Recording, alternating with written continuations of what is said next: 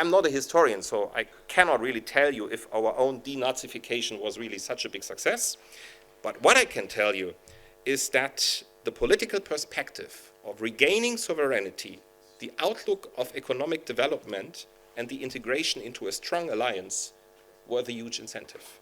Yeah, well then, many thanks. Thanks for having me. A few words on who you're with this afternoon. Jörg Walendy.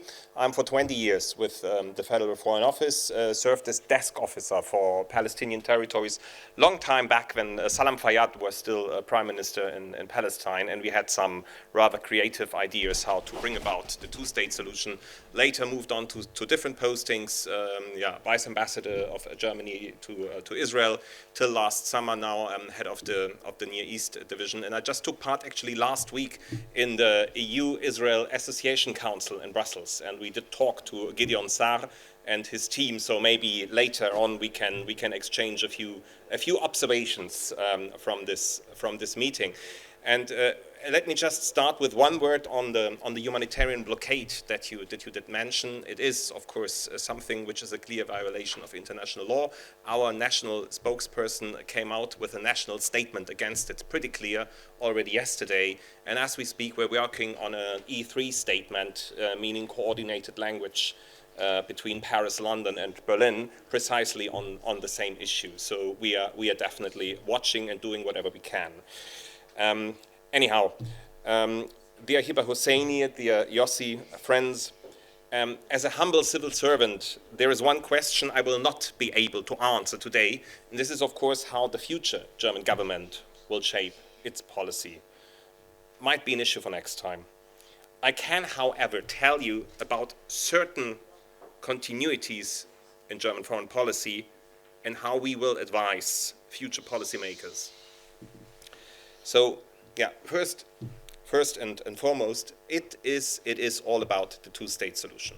That remains unchanged, even if you look at very early drafts of possible coalition treaties. Why? Well, up until now we take it with Churchill. Two-state solution surely isn't the best solution.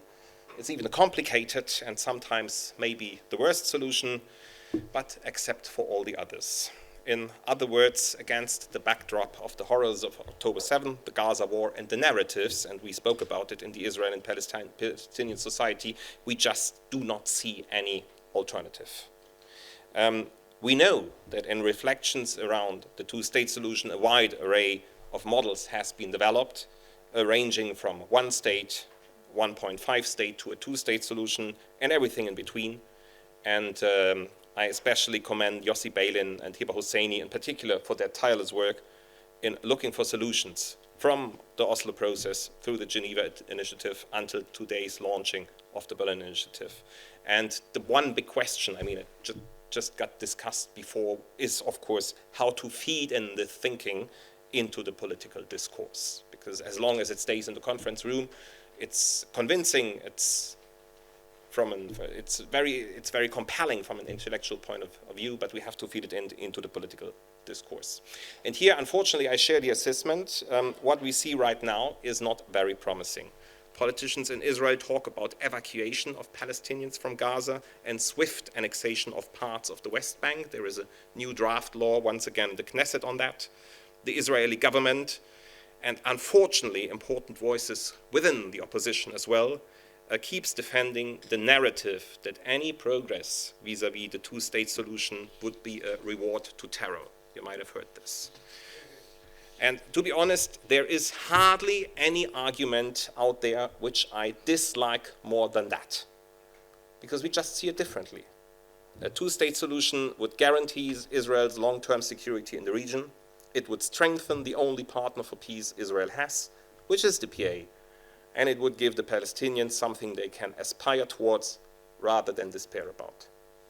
And I heard voices in favor of such a thinking right after October 7, when I was still serving as Deputy Chief of Mission in Tel Aviv. I had senior contacts with the National Security Council and people more or less saying, yes, of course, we first have to win the war and free the hostages, but then we finally have to come up with a comprehensive solution to the conflict. It cannot go on like this forever. I heard this from important senior officials, but unfortunately the political narrative in Israel has become a different one, quite the opposite, more like they tried to kill us all on October 7 and now we should give them a state. Are you kidding? Well, such a thinking, as understandable it might be from a psychological point of view, the problem is that it pushes the Israeli society even deeper and deeper into the thinking of seeing the Palestinians as an enemy and not as a potential partner. And of course, that's also part of the truth. The same homework needs to be done on the other side of the green line as well, when it comes to incitement and the non-acceptance of Israel by parts of the Palestinian society. But this, in the end, is the role of politics, to change a common narrative, to inject new ideas, even if they are not popular. So my next point is the regional perspective. From a German point of view, and you asked about how we will advise a future government, we do want the state of Israel to be a safe haven for the Jewish people, and we want it to prosper in the region. This is part of the historical responsibility. And having said this, we believe you cannot achieve this against your neighbors. You can achieve it only together with your neighbors.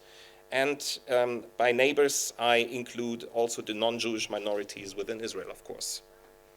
For that reason, we use this argument of peaceful coexistence whenever it comes to the Palestinians, who will not disappear into thin air. And we use it too when it comes to all those crazy buffer zones which the IDF created recently inside Gaza, along the Blue Line, in Jenin, or on Mount Hermon. And all of this might be understandable for a while, but it will not bring about peace. And in the case of Syria, including the questionable outreach of some Israeli politicians towards the Druze community, it is even dangerous. To put it very simply, our historical responsibility as Germans means that we are and will always be the best friend of Israel, always, within the borders of 67. Only such a peace can create the regional stability that we need for all the good and important ideas which are out there, be it a railway line from the Gulf via Jordan and Jenin to Gaza and Haifa, be it a desalination plant in Gaza working with electricity produced in Jordan and selling water to the Negev. And I discussed this time and again with Israeli partners. As Germans and as German officials, we draw at least two lessons from the horrors of the Shoah, the crimes that we've committed to the Jewish people. First, the commitment to the state, to the security of the state of Israel, but second, also our commitment to international law, international order and human rights. And both concepts need to coexist, and you need both of them to create a better future.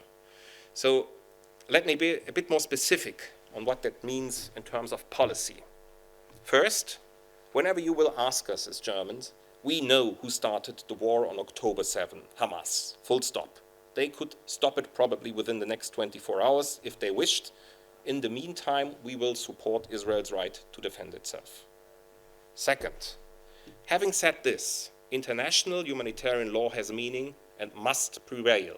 Whatever Israel does needs to be done in accordance with international laws and regulations. That means, for instance, that humanitarian access is an obligation and never a bargaining chip. And we also count on the Israeli judicial system to enforce such rules to avoid international and third state courts taking these cases on. But it might happen if it is not being enforced by the domestic courts. And we also count on all actors to respect negotiated agreements like the ceasefire and hostage deal. Suddenly, nobody talks about phase 2 any longer. It just looks like we are stuck in some kind of phase 1B, but in the end, that's not the agreement which has been negotiated. And at the same time, we continue with a policy that tries to counter actions violating international law, hence our push in Europe for sanctions against Hamas-affiliated persons and against radical Israeli settlers. Third, any military victory, as impressive it might be, needs to be translated into a political victory and a return to diplomacy. And here we see a huge lack of strategic planning on the Israeli side. And as we speak, and I just received the first readout on it, Arab states are coming up with their own plan on the future of Gaza and the conflict, and this is something we will welcome. And you spoke about the stronger European Arab cooperation. This is certainly something we're going to discuss very sincerely. And therefore, in a way, we call on the government of Israel to do the same and engage in dialogue with those Arab states. We see a real opportunity here. Once again, Israel needs partners, not foes, and that includes the Palestinians, the PA, whom we will continue to support, as imperfect as they are in Ramallah. There is just no other partner. Fourth, and we are almost there, the elephant in the room. I mean Washington, Trump, and the so-called Riviera plan. The problem is we hear a lot of voices from within the government of Israel who argue now that the whole country should rather listen to Washington and that European input is of no importance any longer. I think that this would be a terrible mistake. Washington and the US society is super important for Israel, no question about this, but will it always be like this and will it be enough? In the end, geography matters. We are closer, Europe is closer. Europe is a bigger trading partner, Europe is a bigger market, and Europe is full of Jewish heritage. The argument also works the other way around too. Migration from the region affects Europe much stronger than the US. Radicalization among some migrants affects our societies much more deeply. And in Germany, we still have a large number of our own citizens, both among the hostages and among the civilians in Gaza. So we cannot ignore each other, and we will not. Fifth and last, the discourse. Allow for new thinking, find partners. No questions. None of this can be done by experts alone. You need courageous political leaders with the political will to compromise and to change the discourse in their respective countries. So I fully agree with what Yossi Beilin said on the necessity to have some leadership top down. De-radicalization, reconciliation, and true peace will need time, and politics too. Once again, I give you an example. Right after October 7, Israeli officials approached us in Tel Aviv, and they asked us if Germany couldn't come up with ideas and concepts how to de-radicalize the people in Gaza. To put it more bluntly, they asked us how we denazified our own society after World War II. I'm not a historian, so I cannot really tell you if our own denazification was really such a big success. But what I can tell you is that the political perspective of regaining sovereignty, the outlook of economic development, and the integration into a strong alliance were the huge incentive. We told this to the Israelis, and then they stopped asking about an exchange of ideas. So unfortunately, none of this is currently on the agenda of the government of Israel when it comes to the Palestinians. We rather see problematic plans for laws trying to restrict the important work of NGOs in Israel. Among them certainly is a number of NGOs which is needed in order to change the political discourse around peacemaking, or at least to better inform policymakers. Dear friends, as I said at the beginning, I cannot explain how a future German government will look at all the details. Some decisions, maybe even some funding decisions, might be taken differently in the future here and there. But the baseline will remain the same, and I repeat it here. We are Israel's best friend within the borders of 67, and we are also the best partner to the Palestinian people within the 67 borders, as this goes hand in hand with our strong commitment to international law and human rights. Does it mean that we reject other ideas? Not at all. In the end, we will certainly accept anything that comes out of a meaningful political process and a negotiated settlement, but it can never be a settlement being imposed on one of the parties. Thank you. Thank you very much, Jörg Walendy.